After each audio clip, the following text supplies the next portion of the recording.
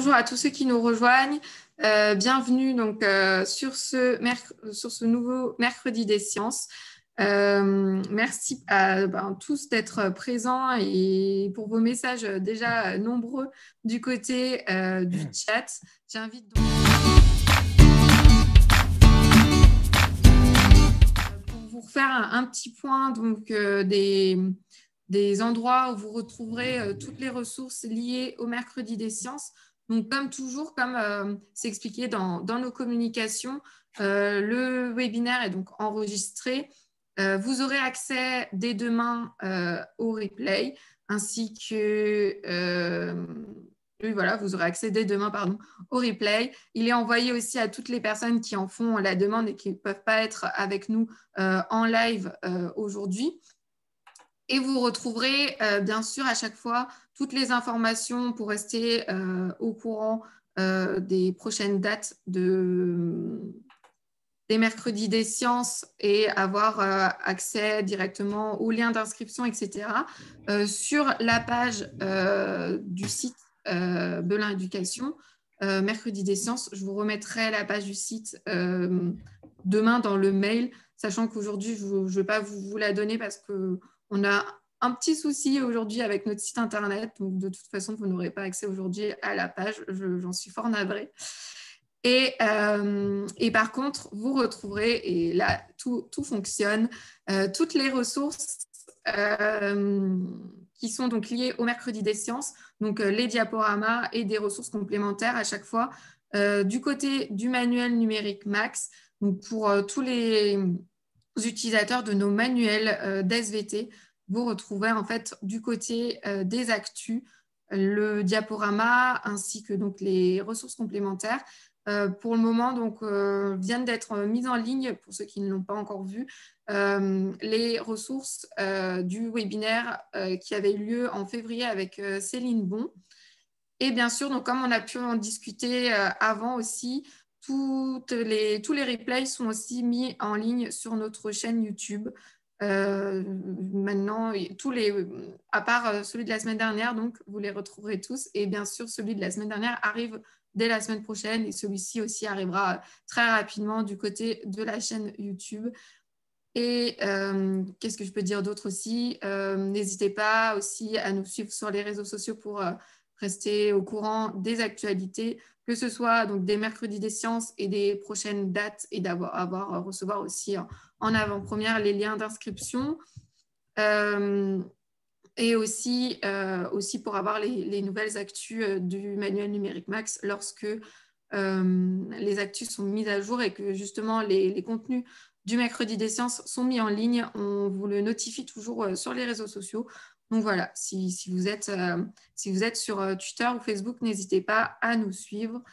Voilà, je crois que j'avais aussi donc répondu aux questions. Oui, aussi bien sûr, s'il y a un souci avec les mails de relance, normalement, lorsque vous vous inscrivez au mercredi des sciences, vous recevez un mail de rappel un jour et 1 heure avant le webinaire.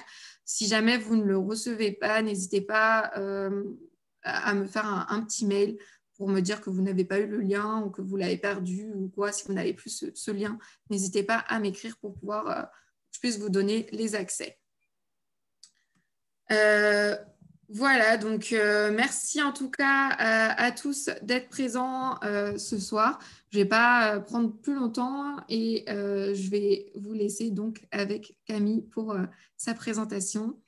Bonjour, je me présente. Je suis Camille Rizy. Je suis chercheuse CNRS au laboratoire de météorologie dynamique à Paris. Et aujourd'hui, je vais vous parler de modélisation du climat. Pourquoi et comment modéliser le climat? Alors, vous voyez ici l'évolution de la température au cours du dernier millénaire. D'après des observations instrumentales, ici en noir pour la période récente, et d'après différentes reconstructions paléoclimatiques ou historiques pour les périodes plus anciennes, on voit qu'il y a une variabilité naturelle. On voit aussi qu'il y a une certaine dispersion entre les différentes reconstructions, mais ce qui ressort nettement, malgré tout, c'est une augmentation de la température au cours du dernier siècle. La Terre s'est réchauffée d'environ 1 degré depuis 150 ans. Et ce réchauffement, comme vous le savez, est causé principalement par les émissions de gaz à effet de serre par les activités humaines. Alors, pour éclairer leurs décisions politiques, les décideurs ont besoin de connaître comment le climat va continuer à évoluer, et ce, selon différents scénarios d'émissions de gaz à effet de serre. Donc, si on continue à émettre de la même façon, est-ce que le climat va continuer à se réchauffer? De combien? Quels sont les impacts? Ce sont les genres de questions que se posent les décideurs. Et donc, pour cela, on a besoin de faire des projections climatiques. Des projections climatiques, en fait, c'est comme des prévisions du climat, mais des prévisions qui sont conditionnées à un scénario d'émission. Alors, comment réaliser des projections climatiques? Alors, est-ce qu'on pourrait extrapoler tout simplement cette courbe? Non, puisque les émissions de gaz à effet de serre évoluent et on a envie de tester différents scénarios. Donc, on ne peut pas juste extrapoler. Est-ce qu'on peut calibrer une relation entre la concentration du CO2 passé et l'évolution de la température? Cette méthode-là poserait aussi un problème parce qu'en fait, le réchauffement climatique, il est modulé par des rétroactions climatiques. Et ces rétroactions peuvent varier au cours du temps, elles peuvent varier en fonction du climat. Donc, une simple calibration d'après les variations passées observées ne peut pas fonctionner non plus. Est-ce qu'on peut faire de véritables expériences, comme en sciences expérimentales? Non, puisqu'on n'a qu'une seule Terre et on ne veut pas la bousiller, notre Terre. Donc, pour faire des projections climatiques, on n'a pas le choix. On est obligé d'utiliser un modèle. Donc, un modèle, c'est quelque chose qui simule la réalité. Ici, il s'agit de simuler des terres virtuelles, c'est-à-dire autant de terres que de scénarios d'émissions de gaz à effet de serre.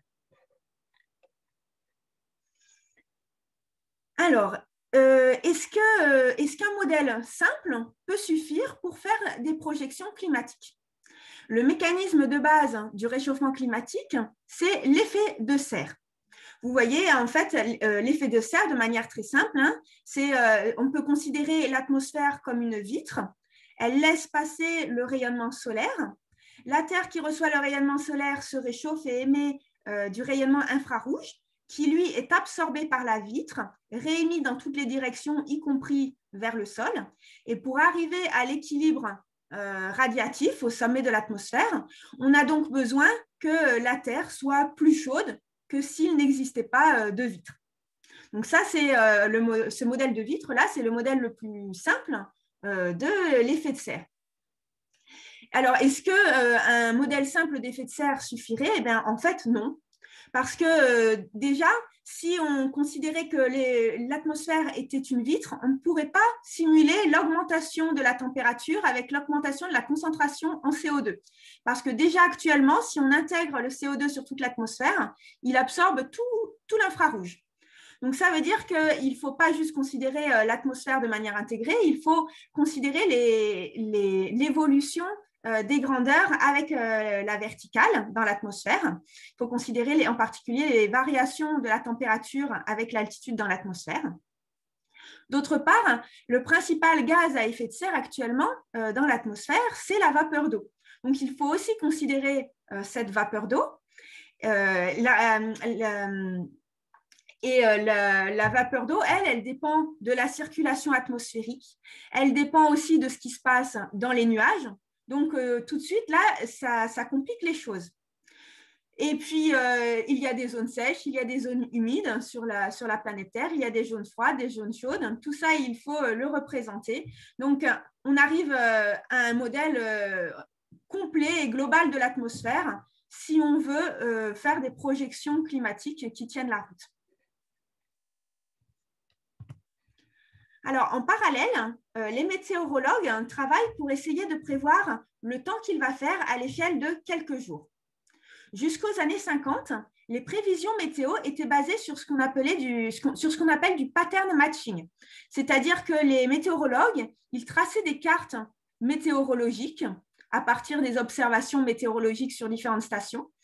Et ensuite, ils essayaient de trouver dans des atlas une carte qui ressemble le plus possible à la situation d'aujourd'hui. Et ensuite, une fois qu'ils ont trouvé une carte qui ressemble à la situation d'aujourd'hui, eh bien, ils voient comment, d'après l'Atlas, comment la situation a évolué dans les jours qui suivent. Et c'est comme ça qu'ils faisaient leurs prévisions météo. Ça marchait parfois, ça marchait souvent pas si bien que ça. Et en 1904, Bjerknes a émis l'hypothèse qu'on pouvait prévoir le temps si on connaissait l'état initial de l'atmosphère, mais aussi les équations qui font évoluer cet état de l'atmosphère. Ces équations, ce sont les équations de la mécanique des fluides. Mais le problème, c'est que ces équations n'ont pas de solution analytique, c'est-à-dire qu'on ne peut pas écrire les solutions sous la forme d'équations à la main. On est obligé de les résoudre de manière numérique. À l'époque, il n'y avait pas d'ordinateur, donc en 1922, Richardson proposait qu'on puisse construire des usines de dizaines de milliers de personnes qui font les calculs à la main pour résoudre les équations de la mécanique des fluides et prévoir la météo. Au final, ce qui s'est passé, c'est qu'il y a eu les développements de l'informatique et en 1950, c'est von Neumann qui, le premier, a fait une simulation de la circulation de l'atmosphère et les premières prévisions météo sur les premiers ordinateurs de l'époque. Et donc ça a été un grand succès de la physique en prévision météorologique. La météo, c'est le temps qu'il fait à l'échelle de quelques jours et le climat, c'est la moyenne des variables météorologiques ou la distribution statistique des variables météorologiques sur quelques décennies. Donc, pour avoir le climat, en fait, il faut moyenner la météo. Donc, l'idée est venue d'utiliser le même type de modèle que les modèles météo pour le climat. Donc, aujourd'hui, on est arrivé à des modèles numériques globaux de climat qui sont centrés autour d'un modèle tridimensionnel de l'atmosphère qui est très similaire au modèle de la météo. Ce sont des modèles qui simulent donc les équations de la mécanique des fluides et qui simulent la météo. En fait, en chaque point du globe, la Terre, là, elle est maillée avec des cases en 3 dimensions. Et ce modèle, il simule en chaque point, en chaque maille de la Terre, toutes les quelques minutes, toutes les variables météorologiques. Et il fait cette simulation pendant plusieurs siècles pour avoir l'évolution du climat. Pour avoir le climat, il ne suffit pas d'avoir juste l'atmosphère. Il faut aussi coupler ce modèle d'atmosphère à d'autres composantes, en particulier un modèle de banquise, un modèle d'océan et un modèle de surface continentale. Et donc, l'ensemble de ces modèles couplés, on appelle ça un modèle de climat. Et quand on lui impose des forçages, comme le forçage solaire ou les gaz à effet de serre, il produit les variables météorologiques toutes les quelques minutes et en moyennant, on obtient le climat et donc les projections climatiques. Alors, dans le modèle d'atmosphère, donc le modèle d'atmosphère, c'est vraiment la pièce centrale de ces modèles numériques globaux de climat. Et les mailles, là, elles font à peu près 100 km. C'est difficile de faire mieux que 100 km avec les moyens de calcul actuels, mais il y a de nombreux processus dans l'atmosphère qui ont une taille inférieure à 100 km, en particulier les nuages. Par exemple, ici, vous voyez les petits cumulus, typiquement, ils font quelques centaines de mètres. Ou un cumulonimbus, c'est un nuage d'orage, ça fait typiquement quelques kilomètres. Ces nuages, donc, doivent être représentés de manière statistique à l'intérieur de chaque maille. Et cela demande de nombreuses approximations. Et c'est pourquoi les nuages peuvent être considérés comme le maillon faible de ces modèles. Alors, comment améliore-t-on la représentation des nuages dans ces modèles de climat? En fait, ça fait 60 ans que des chercheurs du monde entier travaillent d'arrache-pied pour essayer d'améliorer les nuages dans les modèles de climat. Alors, tout part généralement d'une campagne de terrain. Donc, selon le type de nuage auquel on s'intéresse, on choisit un lieu et une saison adaptés et on concentre le maximum de moyens d'observation. Par exemple, on lance des ballons pour avoir les propriétés in situ de l'atmosphère en fonction de l'altitude. On installe des radars qui permettent d'imager en 3 dimensions les nuages. On peut aussi voler des avions instrumentés qui permettent de mesurer in situ les propriétés de l'air et des nuages. Et donc, à partir de toutes ces observations, en fait, même si ça fait beaucoup d'observations, mais c'est difficile d'en faire quelque chose directement parce que même avec beaucoup d'observations, on ne peut pas tout observer en tout point d'un domaine. Et donc, on réalise des simulations à haute résolution. Ces simulations à haute résolution, c'est quelques centaines de mètres typiquement ou quelques kilomètres. Elles sont capables de représenter cette fois explicitement les mouvements à l'intérieur des nuages et des orages. Là, ici, vous avez un exemple d'une simulation à haute résolution. Et en gris, ce que vous avez, ce sont des nuages d'orage. Et ces simulations haute résolution, elles sont possibles avec les moyens de calcul actuels seulement parce qu'on se place sur un petit domaine, le domaine de la campagne de terrain, et sur une petite période de temps, typiquement quelques jours. Et ces simulations, on les évalue en les comparant aux données de la campagne de terrain. Une fois qu'on a des simulations haute résolution dont on est satisfait, on la considère comme la référence et on compare ensuite à ce que donne le modèle 3D de l'atmosphère qui est utilisé cette fois en global. Et pour bien comparer, en fait, on isole une colonne atmosphérique de ce modèle global. Et on fait tourner cette colonne dans les mêmes conditions que la simulation haute résolution. On regarde les nuages qu'on obtient et tant qu'on n'est pas satisfait, ça veut dire qu'il faut continuer à améliorer les représentations des nuages dans le modèle de climat. Et quand on est content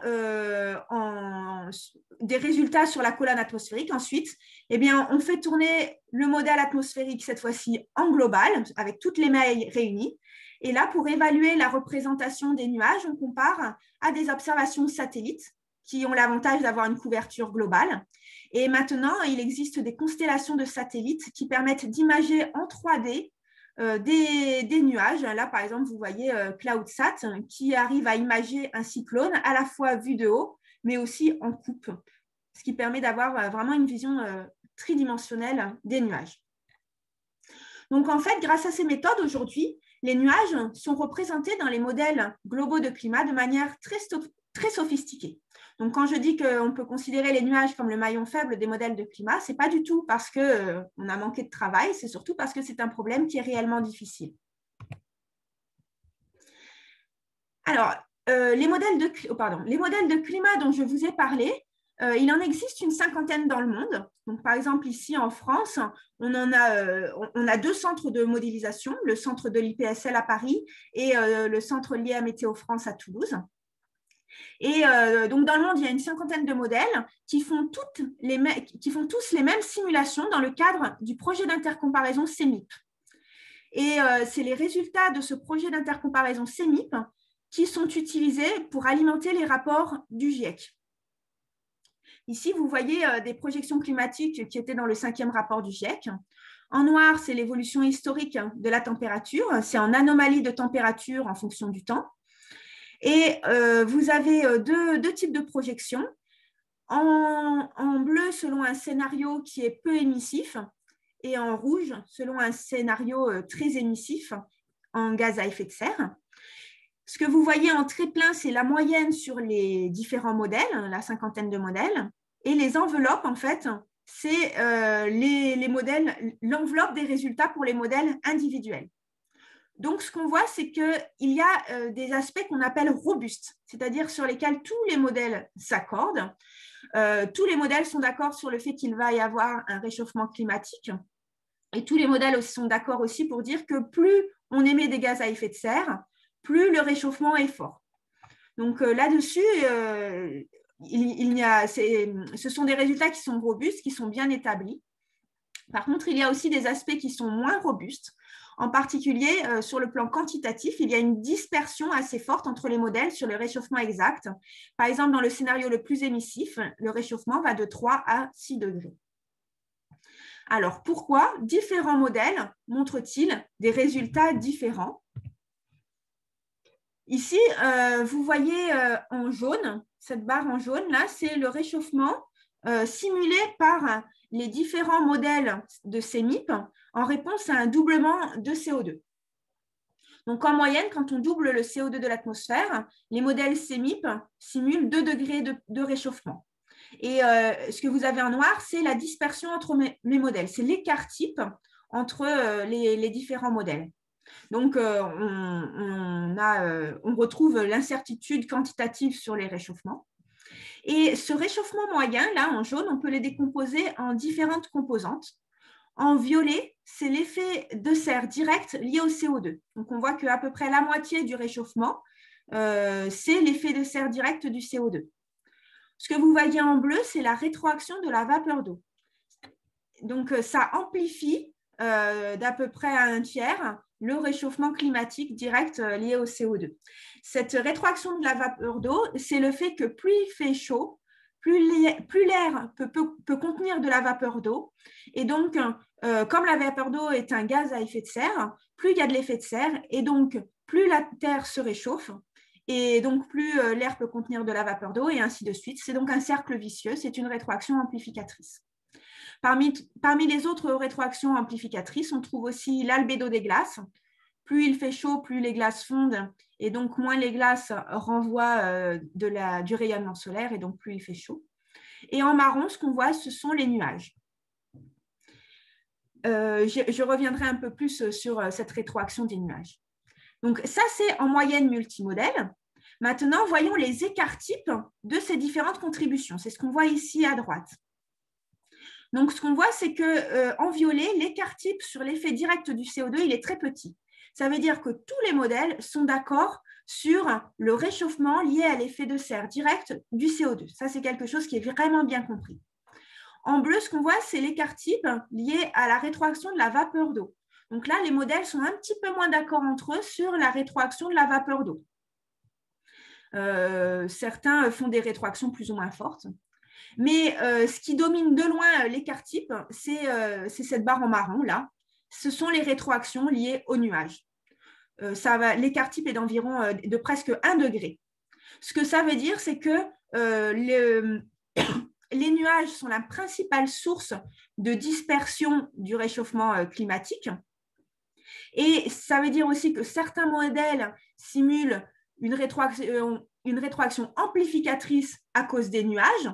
Donc, en particulier, dans ces modèles, les stratocumulus, là, les petits nuages qui sont sur des océans tropicaux plutôt froids, ou les cumulus, deviennent moins fréquents ou moins couvrants en cas de réchauffement climatique. Et donc, le rayonnement solaire, il passe plus, il réchauffe plus l'océan. Et donc, ça amplifie le réchauffement climatique. Mais il y a aussi d'autres modèles qui simulent d'autres types de rétroactions nuageuses et qui simulent au contraire une rétroaction régulatrice, donc qui atténue le réchauffement climatique. Donc, certains modèles en fait disent que plus il fait chaud, moins il y a de nuages, donc moins il y a de nuages bas, donc plus il fait chaud. D'autres modèles disent plus il fait chaud, plus il y a de nuages bas, donc moins ça se réchauffe vite. Voilà, donc et pourquoi on a une telle dispersion dans la rétroaction nuageuse? C'est ce que je vous ai expliqué tout à l'heure. Les nuages sont représentés de manière statistique dans les modèles globaux de climat avec beaucoup d'approximations. Et malgré tout le travail qui a été fait pour essayer de rendre le plus réaliste possible la représentation des nuages dans ces modèles, eh bien, il reste une grande dispersion entre les différents modèles. Alors, à partir de là, sachant qu'on a fait énormément de travail depuis 60 ans pour essayer d'améliorer les modèles de climat, d'améliorer leur représentation des nuages, et qu'on est resté toujours avec une dispersion importante sur le réchauffement climatique entre les modèles, que faire pour améliorer les projections climatiques? Et la recherche climatique, en fait, il y a une sorte de croisée des chemins. Est-ce qu'on doit continuer à améliorer les modèles de climat, comme on l'a fait depuis 60 ans, ou est-ce qu'on essaye de se rabattre sur des modèles plus simples qui favorisent la compréhension des processus physiques, ou est-ce qu'on essaye de miser sur l'augmentation de la puissance de calcul et on essaye d'aller vers des résolutions de plus en plus hautes, ou est-ce qu'on explore les potentialités de l'intelligence artificielle? Donc, je vais vous parler de différentes pistes possibles qu'on a actuellement dans la recherche climatique. Alors, tout d'abord, si on persiste avec les modèles de climat tels qu'on en a depuis 60 ans, une chose qu'on pourrait exploiter plus, ce sont les climats passés. Ici, vous voyez, c'est très schématique, mais c'est l'évolution de la température, de l'anomalie de température en fonction du temps. D'abord, ce sont des échelles en millions d'années, puis ensuite en milliers d'années. Et donc, le climat de la Terre a énormément varié au cours du passé à différentes échelles de temps. Et on peut reconstruire ce climat à partir de différentes archives, comme des carottes de sédiments marins, des spéléothèmes, des carottes de glace pour les périodes plus récentes. Et il y a eu certaines périodes où le climat était particulièrement chaud. Donc, par exemple, il y a 50 millions d'années environ, il y a eu l'optimum Éocène qui était particulièrement chaud. Et ça peut être utilisé pour tester les modèles de climat. Si un modèle de climat est beaucoup trop chaud à l'Éocène, ça suggère que ces rétroactions climatiques sont trop amplificatrices et peut-être que donc il est aussi trop chaud en projection climatique. Si au contraire, il n'est pas assez chaud pour l'optimum Éocène, ça voudrait dire que les rétroactions climatiques ne sont pas assez amplificatrices ou trop régulatrices. Et donc, ça voudrait dire peut-être qu'il sous-estime le réchauffement climatique. À l'inverse, on peut aussi tester les modèles sur des périodes plus froides. Une période qui est très souvent utilisée pour ça, c'est le dernier maximum glaciaire, il y avait 21 000 ans. Et donc, pareil, ça peut permettre d'éliminer certains modèles qui ont des rétroactions climatiques qui sont trop fortes ou trop faibles. Mais les choses ne sont pas simples parce que les rétroactions climatiques en jeu dans le changement climatique peuvent être différentes que celles en jeu lors du dernier maximum glaciaire ou lors de l'optimum Éocène. Parce que, par exemple, lors du dernier maximum glaciaire, on n'avait pas la même topographie, on n'avait pas les mêmes calottes. Lors de l'optimum Éocène, on n'avait même pas la même géographie. Donc, tout cela fait que les rétroactions peuvent varier au cours du temps. Et un modèle qui a des rétroactions très amplificatrices pour une période passée peut très bien ne plus avoir de rétroaction, amplificatrice aussi forte pour le changement futur. Et donc, il y a encore énormément de travail pour essayer de comprendre comment exploiter les climats passés pour évaluer la crédibilité des projections climatiques. Alors, autre chose, simplifier le problème. Alors, notre confiance dans les projections climatiques, en fait, ne vient pas seulement d'un accord entre les modèles. Tout à l'heure, je vous ai parlé de la dispersion des modèles, je vous ai parlé de résultats robustes, qui étaient ceux pour lesquels tous les modèles s'accordent. En fait, la robustesse d'un résultat, elle ne vient pas seulement du fait que tous les modèles s'accordent, ça vient aussi surtout de notre compréhension des processus. Et est-ce qu'on a vraiment besoin de modèles aussi complexes que les modèles numériques de climat actuels pour mieux comprendre les processus? Donc, j'illustre ça ici avec les projections de précipitation. Ici, ce sont les modèles de climat utilisés dans CMIP 5, c'est-à-dire pour le 5e rapport du GIEC. Et ce sont en couleur les projections de précipitation en été, en pourcentage. Et vous avez des petits motifs qui indiquent si les modèles sont d'accord ou pas. Donc, quand vous avez des petits points, ça veut dire que les modèles sont tous d'accord. Par exemple, là, sur le bassin méditerranéen, tous les modèles sont d'accord pour dire qu'il va y avoir un assèchement du bassin méditerranéen au cours du changement climatique, d'ici 2100.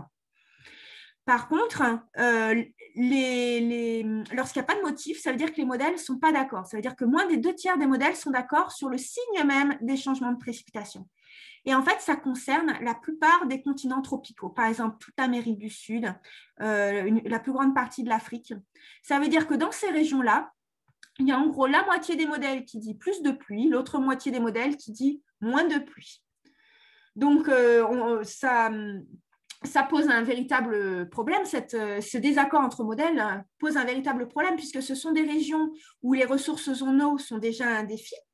Et si on veut définir des politiques d'adaptation au changement climatique, il faut déjà savoir comment va évoluer la pluie au cours du siècle à venir. Et ça, pour l'instant, on est incapable de le dire.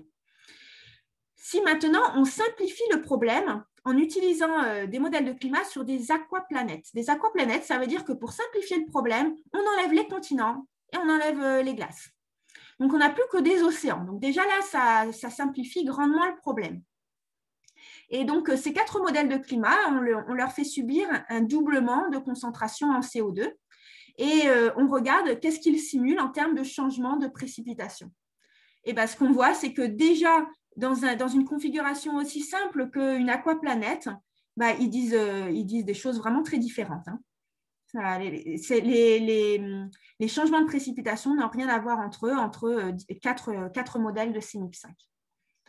Et alors, ces différences sont causées de nouveau par des différences dans la représentation des nuages dans les modèles de climat. Et le fait que déjà dans des configurations très simples, on peut identifier les problèmes, ça incite à développer pas seulement des modèles les plus complexes possibles, mais à développer toute une continuité de modèles de différentes complexités, des modèles les plus simples vers les modèles les plus compliqués. Alors, concernant la piste de la haute résolution, on a vu que un problème des modèles globaux de climat actuel était la taille de leur maille, plus de 100 km, et que ça ne permettait pas de simuler de manière explicite les nuages. Ces nuages, en revanche, on a vu qu'on pouvait les représenter de manière explicite par des modèles haute résolution, mais à condition d'avoir des petits domaines et des petites périodes de temps. Mais avec l'augmentation de la puissance de calcul, est-ce qu'on pourrait un jour faire de la haute résolution en global? Eh bien, en fait, c'est possible actuellement et c'est très récent. Le premier exercice d'intercomparaison de modèles globaux qui résolvent les nuages a eu lieu l'année dernière. C'est le projet Diamond. Et ce sont des modèles qui ont fait tourner de manière globale en haute résolution, inférieure à 4 km, sur quelques mois. Alors évidemment, on est loin de faire des projections climatiques, ça a tourné juste quelques mois. Mais ici, vous voyez le résultat de 10 modèles globaux haute résolution et parmi ces images, on a caché une image satellite réelle. Et bien malin qui saura reconnaître quelle est l'image satellite parmi ces différentes figures, tellement en fait la représentation des nuages dans ce type de modèle est réaliste. Donc ce type de modèle ouvre bien sûr des perspectives de recherche qui sont complètement nouvelles parce que jamais on a pu représenter comme ça de manière globale les nuages avec autant de finesse. Donc il y a tout un nouveau champ de recherche qui s'ouvre. Par contre, pas sûr qu'il y ait un jour espoir de simuler avec ce genre de modèle des périodes suffisamment longues pour avoir des projections climatiques. Et justement, on voit ici l'évolution de la puissance de calcul depuis 1970. Alors, ce sont différents indicateurs de la puissance des calculs et on voit que pour beaucoup d'indicateurs, en fait, il y a une stagnation. Et la seule chose qui augmente, en fait, c'est le nombre de composants électroniques, le nombre de transistors, par exemple. Donc ça continue d'augmenter. Et le nombre de composantes, ça augmente typiquement dans des ordinateurs de type carte graphique. Ce n'est pas ce qui est le plus adapté pour faire des modèles de climat, mais par contre, ce genre d'architectures qui sont très parallèles, c'est très adapté pour des algorithmes d'intelligence artificielle. D'où l'idée de baser, et certains en fait ont l'idée de baser les modèles de climat du futur sur une sorte d'apprentissage à partir de simulations haute résolution. C'est-à-dire que les simulations haute résolution, on peut en faire sur des périodes limitées ou sur des domaines limités parce qu'elles représentent la physique des phénomènes de manière assez fidèle. Et ensuite, on fait apprendre aux modèles globaux cette physique pour simuler le climat. Ce serait en quelque sorte un retour vers du pattern matching tel que les météorologues le faisaient jusqu'aux années 50, mais cette fois avec la puissance de l'intelligence artificielle. le problème, c'est que si on demande, si on fait apprendre à des modèles de climat la physique des processus à partir de simulations haute résolution qui sont validées à partir d'observations faites sur l'actuel, quelle serait leur valeur prédictive dans le cas du changement climatique? Et ça, c'est un problème qui reste encore entier, c'est un sujet actif de recherche. Donc, pour conclure, après plus de 60 ans de modélisation climatique avec les modèles de climat, on a abouti à une meilleure compréhension des processus en jeu, à une meilleure confiance dans certains aspects des projections climatiques, mais on reste aussi face à des incertitudes qui sont récalcitrantes. Comment résoudre ces incertitudes? La recherche climatique est en ce moment à une croisée des chemins. Donc, c'est un moment qui est extrêmement stimulant pour les chercheurs sur le climat. Et si jamais vos élèves sont prêts à relever le défi, ils sont bienvenus. Une précision tout de même, les incertitudes dont je parle, elles ne remettent pas en cause la réalité du changement climatique. On a vu qu'elles peuvent poser problème pour définir des politiques d'adaptation dans certaines régions à l'échelle locale. On a vu l'exemple des ressources en eau sur les continents tropicaux. Mais ces incertitudes liées au modèle de climat, elles sont indépendantes de la question de la réalité du changement climatique et de la question de la réponse politique à apporter à ce changement climatique à l'échelle globale. Et c'est là-dessus que je finirai. Vos questions sont bienvenues. Merci beaucoup, Camille. On vous retrouve donc du côté du chat, ou en tout cas de la conversation, pour venir nous poser toutes vos questions. Et je laisse donc Samuel et Stéphane modérer donc, les questions. Je crois qu'il y en avait déjà quelques-unes, ou au moins une en tout cas dans le chat. Donc, je vous laisse. Oui, il y avait effectivement une première question qui demandait qu'est-ce qui fait qu'on est satisfait, c'était dans la première partie de l'exposé, qu'est-ce qui fait qu'on est satisfait ou non d'une simulation? Tu as dit à un moment que quand on n'était pas satisfait, il fallait qu'on retourne à la simulation et du coup, on se demandait la personne se demandait sur quels critères est-ce que ça se fait. Alors, sur quels critères Donc là, par exemple, quand on compare une simulation unicolone, donc quand on isole une colonne atmosphérique de modèle global, on la compare à une simulation haute résolution. Et là, c'est à chaque chercheur de définir des critères en fonction des applications. Si par exemple un chercheur a envie d'améliorer un modèle dans une certaine région pour un certain phénomène, c'est surtout ça qu'il va regarder. Je vais vous donner un exemple pour être concret. Au laboratoire de météorologie dynamique, il y a à peu près 20 ans, les chercheurs collectivement se sont dit qu'il y avait un problème de nuages et qu'un problème en particulier dans les nuages, c'est que la plupart du temps, dans les observations, la pluie orageuse, elle tombe plutôt le soir. Vous l'avez remarqué, hein, souvent en été, quand il fait chaud, l'orage, il se déclenche le soir. Et dans la plupart des continents tropicaux, c'est comme ça, les orages se déclenchent le soir. Et en fait, dans tous les modèles de climat du monde, les orages, ils se déclenchent le midi au maximum d'ensoleillement.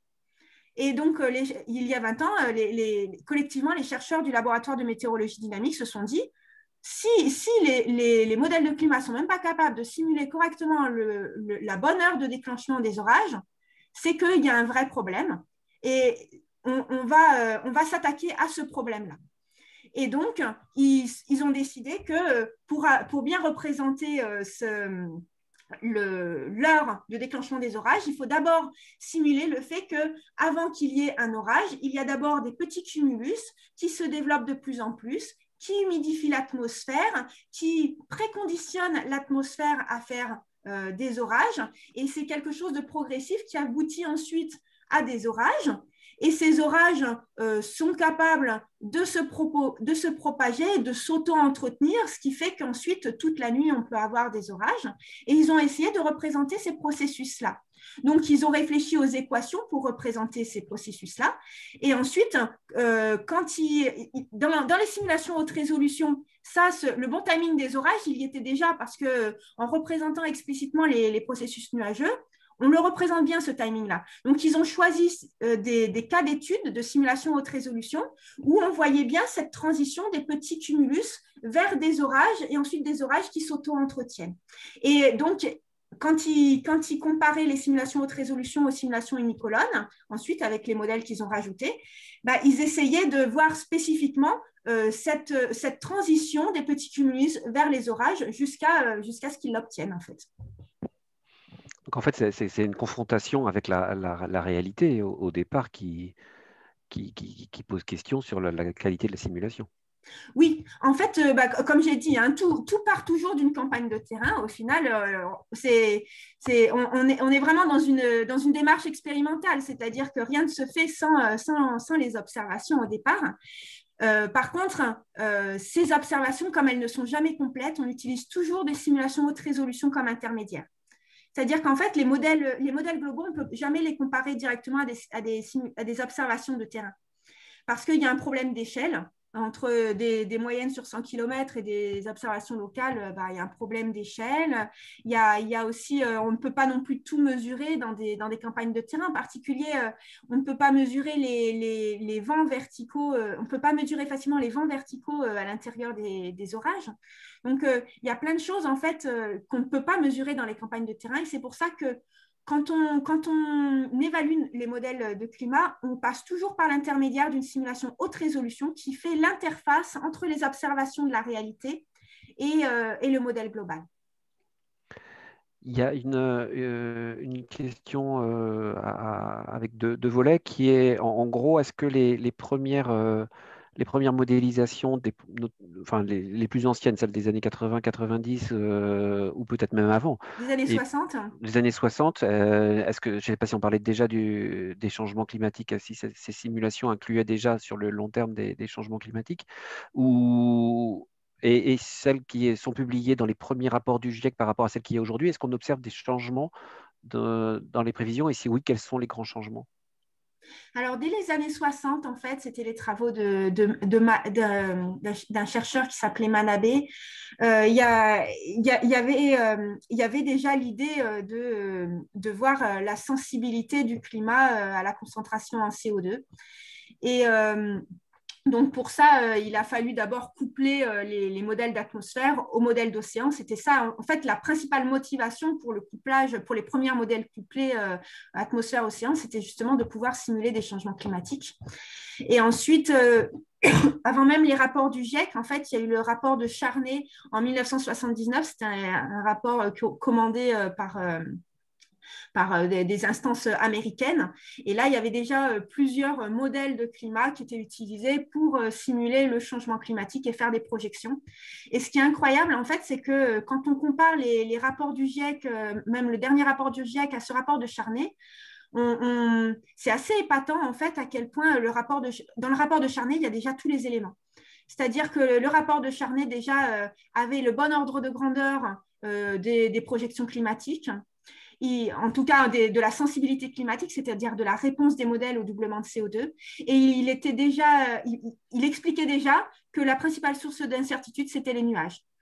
Donc, et ça, c'était en 79. Et aujourd'hui encore, on en est là. Alors, ça ne veut pas dire qu'on n'a pas progressé. En fait, les modèles se sont extraordinairement complexifiés.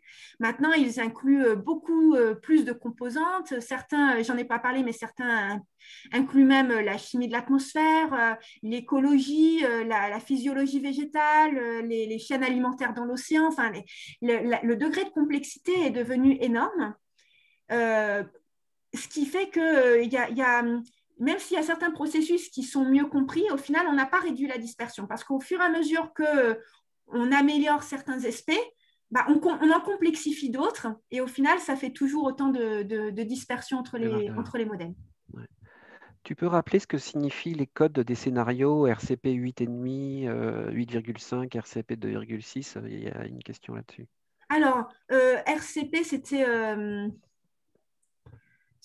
radiative, je sais plus. C'est le forçage radiatif, mais je me souviens plus ce que. Oui, c'est le forçage radiatif. C'est la force du forçage, c'est ça? En tout cas, c'est lié au forçage radiatif et c'est 8,5 watts par mètre carré. C'est le forçage radiatif direct. Représentatif, merci. Voilà. Radiatif. représentative. Alors, du coup, Représentative concentration pathway. Donc, oui. en fait, le 8.5, c'est en watts par mètre carré, c'est la perturbation de rayonnement liée au changement de concentration de gaz à effet de serre. Donc 8.5, ça veut dire qu'on augmente les gaz à effet de serre de manière à perturber le bilan radiatif de 8.5 watts par mètre carré.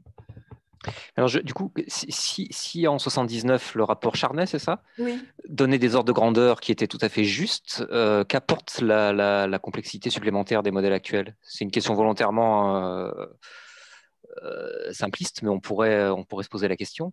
Ah oui, et on se la pose d'ailleurs.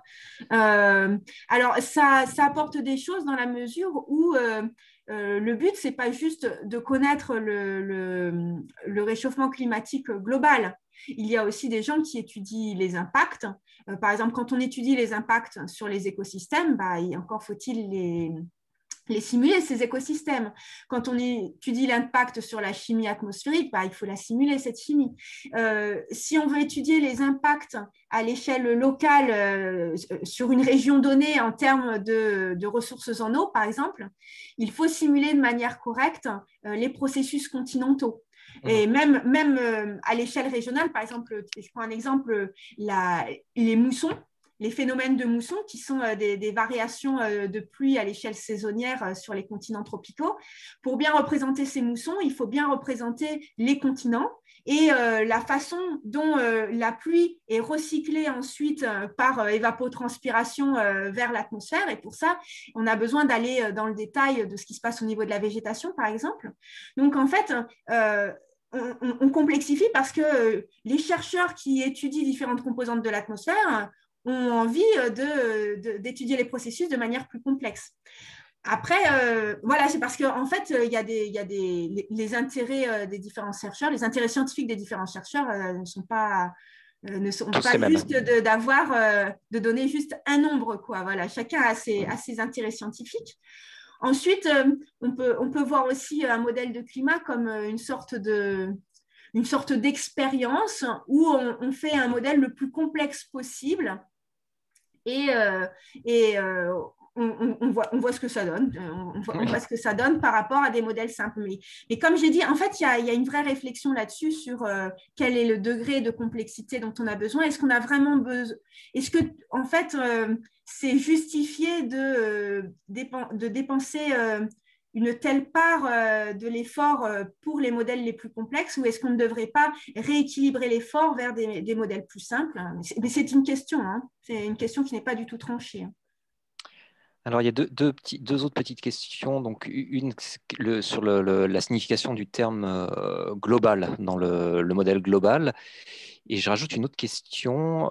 Vous avez parlé souvent de représentation statistique des nuages dans les modèles. Ça veut dire quoi exactement? Ça veut dire que on modélise des probabilités de présence d'une forme nuageuse à un endroit donné de la maille, plutôt que les nuages soient physiquement présents dans le modèle. C'est les Alors, deux questions en global, une. ça veut, oui, je suis désolée, j'utilisais le terme global en fait pour dire la Terre entière. Donc, c'est juste ça. Et une représentation statistique, en effet, ça veut dire que on ne représente pas les nuages individuellement, ni les processus à l'intérieur des nuages. On dit que sur une maille, il y a tant de pourcents de la maille qui est couverte par un nuage, il y a tant de kilogrammes par seconde de flux nuageux, mais on ne sait pas comment il est réparti. Est-ce qu'il est réparti sur plusieurs nuages, sur un seul nuage? On ne sait pas. Donc, c'est pour ça que je dis statistique, c'est-à-dire qu'on ne sait pas combien il y a de nuages, on ne sait pas où ils sont dans la maille. Par contre, on représente une fraction nuageuse, on représente des flux de masse, on représente des taux de pluie. En fait, on a besoin de savoir les conditions dans lesquelles se forment les différents nuages. Est-ce qu'aujourd'hui, c'est quelque chose de clair, même à l'échelle micro? Est-ce qu'on sait qu'est-ce qui fait que tel ou tel type de nuage se forme à un instant donné? C'est pas des choses qui sont toujours bien connues. Alors on a des idées selon les types de nuages. Par exemple, les nuages d'orage, ils se forment lorsque l'atmosphère est dite instable, c'est-à-dire qu'elle est plus chaude en bas et moins chaude en haut, et du coup une parcelle d'air qui est plus chaude et qui a tendance à monter au fur et à mesure qu'elle monte. Si elle se retrouve moins froide que son environnement, elle continue de monter. Voilà, il y a des choses qu'on sait. Après, dans le détail, on ne sait pas forcément. En particulier, en fait, on a quand même une bonne idée de comment se forment les différents... Dans quelles conditions se forment les stratocumulus, les cumulus, les nuages d'orage. Par contre, une chose qui est encore assez mal comprise, c'est comment se forment différentes organisations de nuages.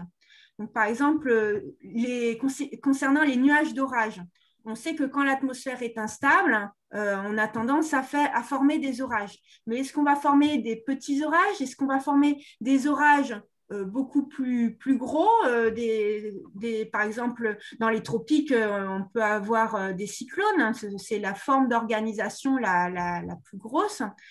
Concernant les petits cumulus, il a été découvert il y a quelques années lors d'une campagne à la Barbade, en fait, que en fait, les petits cumulus, ils n'arrivent pas, c'est pas juste des petits cumulus tous identiques les uns à côté des autres.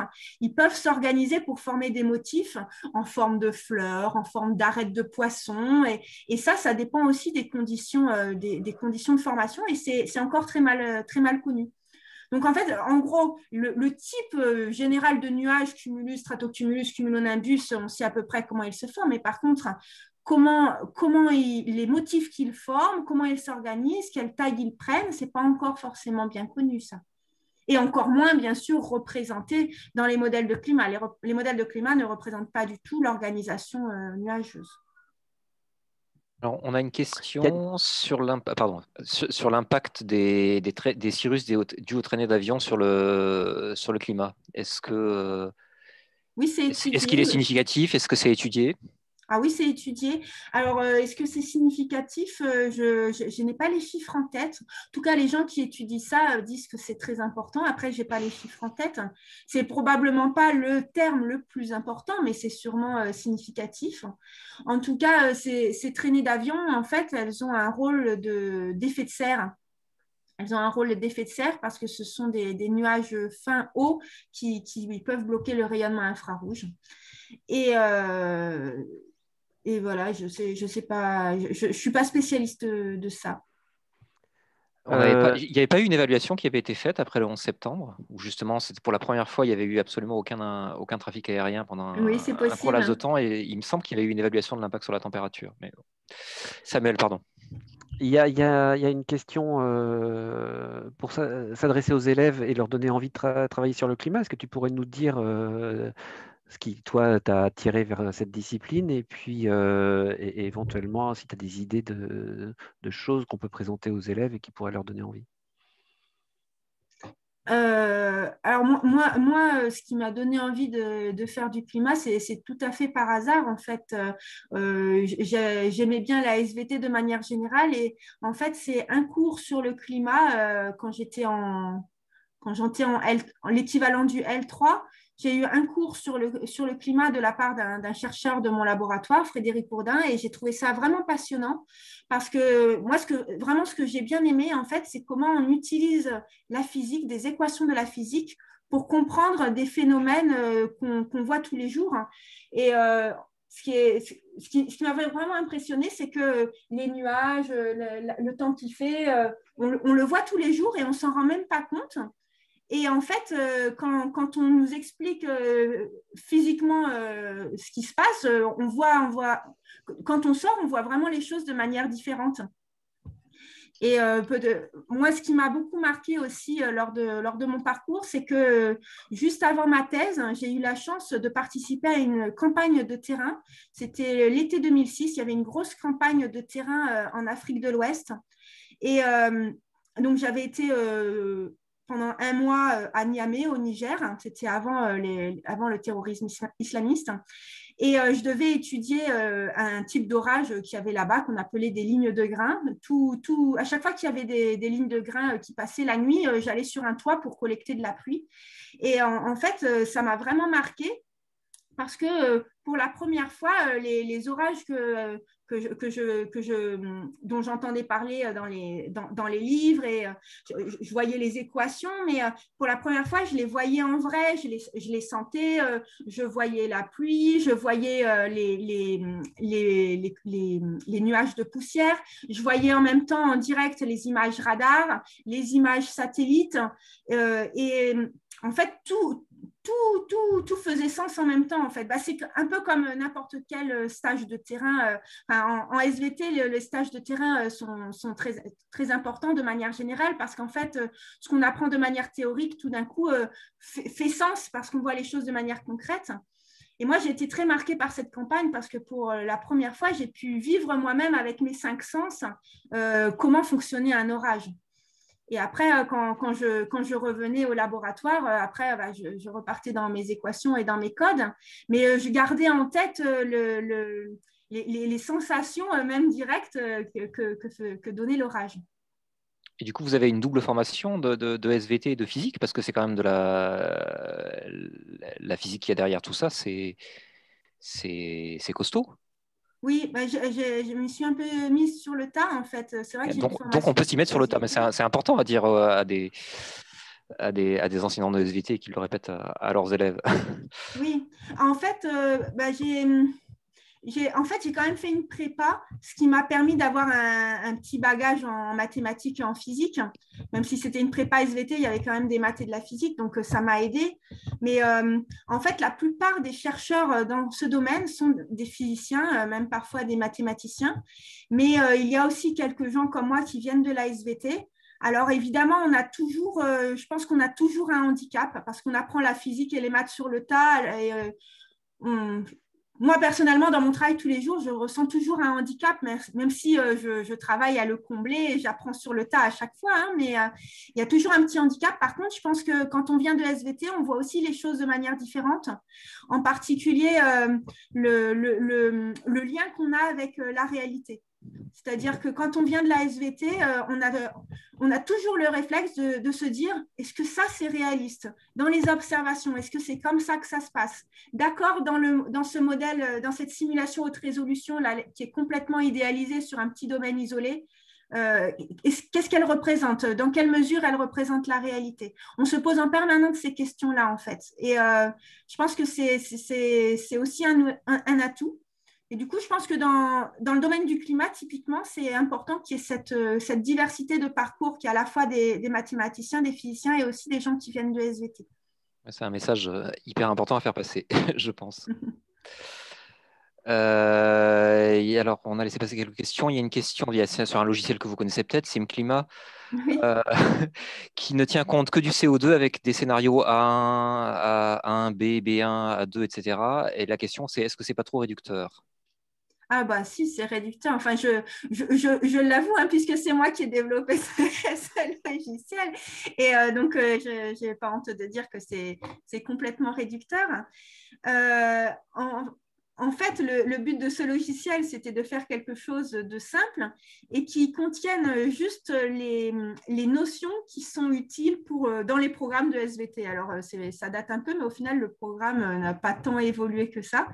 Et donc, ça contient les notions les plus importantes pour le climat et qui sont dans le programme. Après, les résultats sont évidemment à prendre avec des pincettes. C'est-à-dire que dans SimClima, par exemple, il n'y a pas de nuages. Là, je vous ai fait le plus gros de mon exposé sur les nuages. Il n'y a pas de nuages dans SimClima. On ne voit pas les incertitudes liées aux nuages. On ne voit pas les rétroactions nuageuses. La rétroaction de la vapeur d'eau, c'est juste une équation. C'est juste une courbe, c'est vraiment quelque chose de très simple. On ne voit pas de circulation atmosphérique. Voilà, il y a plein de choses qu'on ne peut pas faire. On ne peut pas regarder la pluie, on ne peut pas regarder comment varie le changement climatique en fonction des différentes régions. Donc, il y a plein de choses qu'on ne peut pas faire avec SimClima. Malgré tout, en fait, les paramètres qui sont dans les équations de SimClima ont été calibrés pour essayer d'imiter les modèles CMIP5.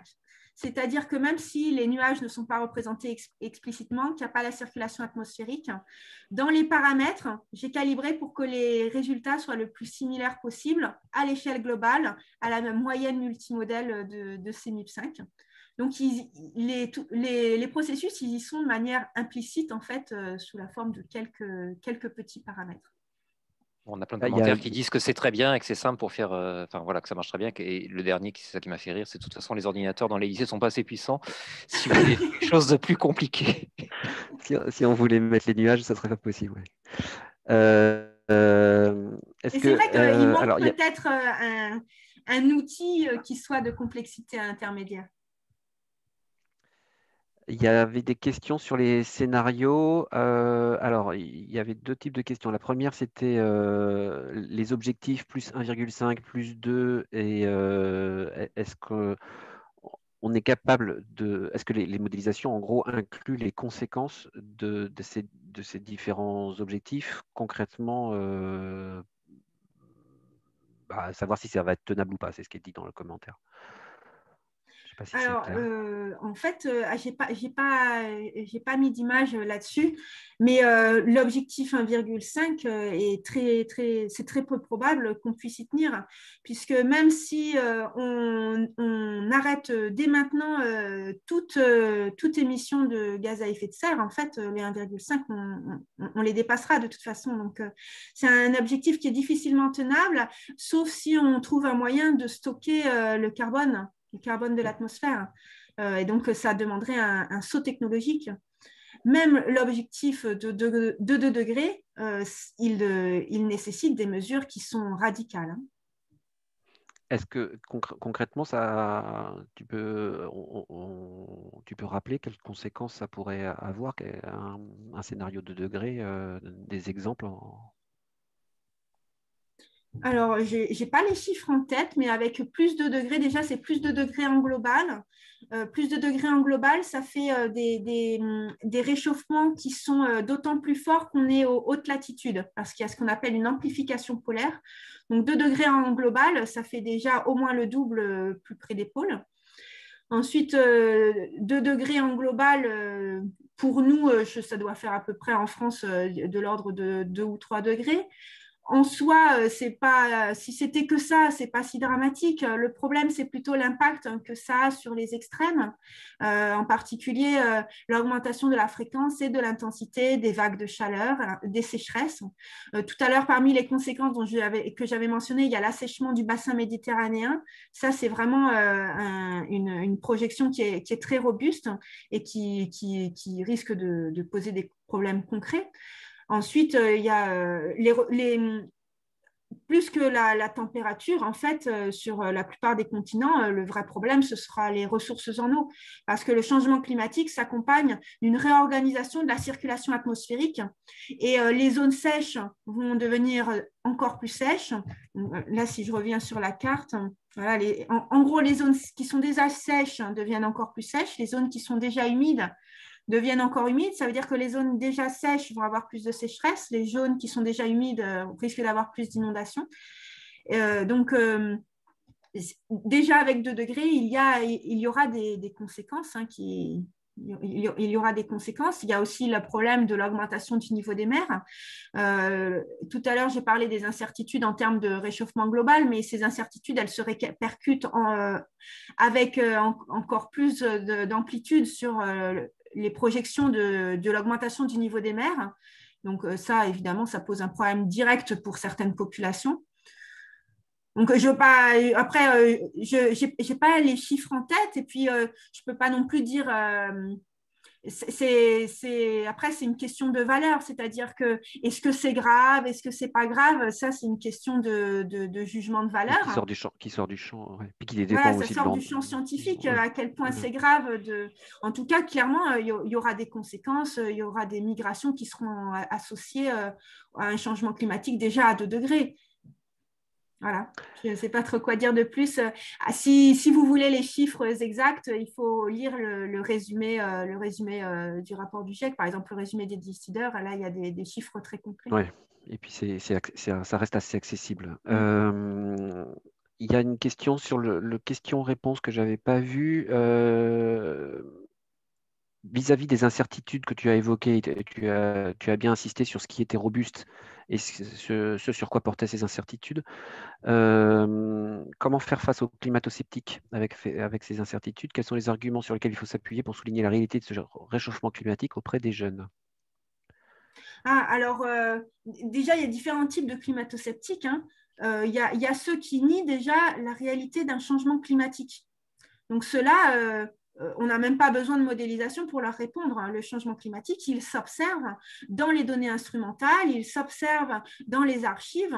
Donc, là-dessus, enfin, peu importe les incertitudes qu'on peut avoir dans les modélisations, le réchauffement climatique, il s'observe de manière bien réelle. Ensuite, il y a les climato-sceptiques qui disent que le réchauffement climatique, d'accord, on l'observe, mais ce n'est pas lié à l'homme. Là-dessus, on a aussi une bonne confiance pour dire que si le réchauffement climatique actuel est lié à l'homme, et ça n'a rien à voir non plus avec les incertitudes de la modélisation, c'est-à-dire qu'on sait qu'une certaine augmentation de la concentration de gaz à effet de serre, ça implique un réchauffement climatique. Là, comme j'ai dit tout à l'heure, l'effet radiatif d'une augmentation de CO2, celle-là, il y a très peu d'incertitudes dessus. Ensuite, l'incertitude, elle est plus sur les rétroactions. Ensuite, il y a les climato-sceptiques qui peuvent dire oui, mais on ne sait pas quel va être le réchauffement à venir parce que les modèles ont des incertitudes et peut-être que tous les modèles, même si tous les modèles disent qu'il y aura un réchauffement entre 3 et 6 degrés dans le scénario le plus pessimiste, peut-être que tous les modèles ont faux et qu'en fait, il n'y aura pas de réchauffement parce qu'il y a certaines rétroactions négatives qu'on n'a pas pris en compte. Là, ce sont des climato-sceptiques qui sont plus rares parce que c'est rare qu'ils arrivent à ce degré de réflexion-là. C'est vrai que c'est plus difficile, ce genre d'argument est plus difficile à contrer, même si ce qu'on peut dire, c'est que il y a des incertitudes dans les modèles de climat. Il se peut aussi qu'ils aient des biais systématiques, c'est-à-dire qu'ils ont tous tort de la même façon. Mais la confiance qu'on a dans les changements climatiques ne vient pas que des modèles de climat. Et je pense que ça, c'est un point sur lequel il faut insister. La confiance dans le changement climatique et les processus associés ne vient pas que des modèles globaux de climat, elle vient aussi de toute une hiérarchie de modèles de différentes complexités, des plus simples vers les plus complexes. Elle vient aussi des modèles haute résolution qui simulent de manière explicite les nuages. Et même si on ne peut pas les faire tourner en changement climatique de manière globale, on peut prendre un modèle haute résolution sur un petit domaine et lui imposer des augmentations de gaz à effet de serre pour voir ce que ça fait. Donc, en fait, il y a une très grande diversité de modèles avec différentes complexités qui vont quand même dans la même direction. Et ça, peut-être que dans la communication, ça a été un problème justement peut-être de la communication, ça a été de laisser entendre, et bien c'est le problème du GIEC de manière générale, de laisser entendre qu'en fait, le GIEC ne s'appuie que sur les exercices CMIP. Et CMIP, donc, c'est l'exercice d'intercomparaison des modèles de climat tels qu'on les fait depuis 60 ans. En fait, non, la confiance qu'on a dans le changement climatique, elle ne vient pas que de ces modèles globaux qui ont leurs défauts, elle vient vraiment de tout un tas de modèles, de complexités différentes et avec des physiques différentes. Et aussi de la compréhension robuste des processus physiques qu'il y a derrière, qui, eux, il n'y a pas d'incertitude dessus. Voilà, il y a la compréhension des phénomènes. Après, il y a toujours de l'incertitude, hein. Par exemple, on sait qu'il y a certaines rétroactions négatives qui ne sont pas dans les modèles globaux et qu'on ne comprend pas encore très bien. Par exemple, tout à l'heure, je parlais de l'organisation des nuages. L'organisation des nuages, c'est très important, par exemple, parce que, par exemple, on pense que quand la Terre est plus chaude, les orages ont tendance à plus s'organiser, à former des gros amas plutôt que des petits cumulonimbus isolés. Et les simulations et les observations suggèrent que plus les orages sont agrégés en amas, plus l'atmosphère est sèche. Et donc, plus ça laisse passer du rayonnement infrarouge. Ça, c'est une rétroaction négative. On ne sait pas trop encore quelle sera son amplitude, elle n'est pas dans les modèles de climat. Donc, il y a encore des choses qui nous restent à comprendre. Malgré tout, quand on a différents modèles, voilà, il y a la compréhension physique des phénomènes qui nous vient quand même de différents modèles, et en particulier les modèles haute résolution qui simulent explicitement les nuages. Une dernière question, peut-être sur Il y avait une question qui est revenue plusieurs fois, Samuel, sur un logiciel de simulation. Sur On-Roads. Vous connaissez? Je ne sais pas si tu connais. Sea Roads? On-Roads, sur la route, sur les routes. D'accord, je ne connais pas. Bon, alors voilà, il n'y a pas de réponse. Voilà. Et Samuel, question et sinon, il y avait une question SVT. Est-ce que les reforestations, c'est assez à la mode de planter des arbres, est-ce que vous avez des idées sur ça, est-ce que ça peut permettre de réduire les conséquences du changement climatique? Et je sais qu'il y a eu des études là-dessus et qu'en général, elles montrent que juste de la reforestation, ça ne pourra pas aider. Ça aide, mais ça ne va pas. Ça aide à court terme, en fait. Ça ne va pas tout séquestrer, en fait. Même Ouais. si on replantait toute la terre, ça ne séquestrera pas tout le carbone qui a été émis au cours du dernier siècle. Après, ça peut aider. De combien, quel est le pourcentage? J'avoue que je n'ai pas le chiffre en tête. C'est compliqué parce que la forêt, elle peut émettre il y a des phases, en croissance, elle absorbe, mais il y a des phases aussi où elle émet. Donc j'imagine que c'est bien. Au final, ça reste quand même de l'absorption. À partir du moment où il y a eu formation de biomasse, ça veut dire que du carbone a été séquestré. Mais quand c'est décomposé, après ça peut, suivant la vitesse à laquelle c'est redécomposé, ça peut pas se traduire. Après, le bilan devient nul. Ouais. Le bilan devient nul. Quand la forêt elle est mature, le bilan devient nul, mais le carbone séquestré l'a été. D'accord. Mais ce carbone séquestré, si on considère tout le carbone séquestré dans des forêts qu'on replanterait, ça ne suffit pas à séquestrer tout le carbone qu'on a émis par combustion de matières organiques fossiles. Autrement dit, en fait, le CO2 qu'on a actuellement dans l'atmosphère, il ne provient pas juste de la déforestation. Il provient aussi de l'émission par combustion de matières organiques fossiles. Et je crois que la proportion liée à la déforestation, c'est de l'ordre de 10 ou 20%. Et donc, ça ne va pas tout séquestrer si on reboiserait comme c'était avant. Par contre, le rôle des forêts, il dépasse juste l'effet sur le cycle du carbone. Le rôle des forêts, il peut aussi jouer sur le cycle de l'eau. En favorisant l'évapotranspiration. Et donc, dans certaines régions, par exemple, en particulier en Amazonie, il a été montré que la déforestation contribue à l'aggravation des sécheresses. Et donc, dans ces cas-là, la reforestation, ça n'aidera pas à réduire le changement climatique global, mais ça pourra aider localement à peut-être réhumidifier certaines régions. Bon, allez, on a encore une série de questions, mais c'est peut-être la dernière sur le piégeage du CO2. C'est vrai que c'est un domaine où on entend pas mal de choses. Qu'est-ce que vous en pensez? La séquestration du CO2? Ouais. Est-ce qu'il y a des projets de séquestration du CO2 dans le sol qui vous paraissent les moins délirants, si je cite un de nos auditeurs? Je suis désolée, je connais très mal ce sujet. En tout cas, c'est une technologie qui n'est pas encore au point. C'est tout ce que je peux vous dire. Après, je ne connais pas les détails, malheureusement. Après, je pense que de manière plus générale, la solution au changement climatique, elle ne pourra pas être que technologique. Je pense que c'est une illusion de se dire que la technologie résoudra le problème du changement climatique. Et elle est plutôt dans la réduction des émissions plutôt que dans le... Même, c'est pas juste avec la technologie qu'on réduira même les émissions. Je pense qu'il y a des choses à repenser plus en profondeur que juste rajouter un peu de technologie. Je pense que c'est une illusion de se dire qu'avec les technologies, on va résoudre tous les problèmes et qu'on n'aura pas de changement à faire dans notre mode de vie. Voilà, c'est le mot de la fin. Merci beaucoup. Merci beaucoup, Camille. C'était très clair. Intéressant. Ouais. Merci beaucoup, Camille. Merci à tous pour vos échanges, vos réactions et vos questions. Merci d'avoir été présent ce soir. Comme dit, donc je vous envoie le lien vers le replay dès demain et vous retrouverez aussi l'enregistrement sur la chaîne YouTube et donc tout le PowerPoint et les ressources complémentaires sur le manuel Numérique Max d'ici quelques semaines.